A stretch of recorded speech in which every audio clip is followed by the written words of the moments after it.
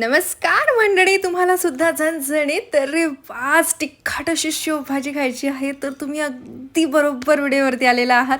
Video शेवटपर्यंत नक्की बघा. सर्वप्रथम एक काळा कुट्ट तवा घ्यायचा, त्यावरती घ्यायचे कांदा, खोबरं, थोडं मीठ घालून गोल्डन ब्राऊन होईवर भाजून घ्यायचं आहे. त्यानंतर घ्यायचे प्लेट्समधले सर्व खडे मसाले, खसखस, काजू, तेजपत्ता, गोडंबी, कसुरी मेथी, लवंग, विलायची, मिरे, ब्ला ब्ला ब्ला. त्यानंतर छान प्रकारे भाजून घ्यायचे. थोडं टमाटर घालून पुन्हा एकदा 2 मिनिटं परतवून घ्यायचं आहे. त्यानंतर या सर्व साहित्यांना थंड होऊन एका मिक्सरच्या पॉटमध्ये घ्यायचे, कोथिंबीर घालून बारीक वाटण तयार करून घ्यायचे. कढाईमध्ये घ्यायचे तेल आणि वाटणला छान प्रकारे होऊ द्यायचे. आलं लसूणची पेस्ट घालूया. सुके मसाल्यामध्ये हळद, लाल तिखट, धना पावडर, सोबतच घालूयात चवीनुसार मीठ आणि छान प्रकारे होऊ देऊया.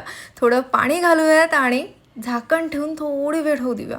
वाव, तुम्ही इथे बघू शकता आपली जी ग्रेव्ही आहे ती किती छान प्रकारे ते बनून तयार आहे. अर्धा लिटर पाणी घालूयात आणि एक उकडी घेऊन घेऊयात. वाव, काय तर्री आली आहे म्हणून सांगते. वरून घालूयात सेव, बारीक कापून घेतलेली कोथिंबीर आणि झणझणीत तिखट हॉटेल स्टाईल सेव भाजी बनवून तयार. बारीक आपल्याला कांदा, निंबू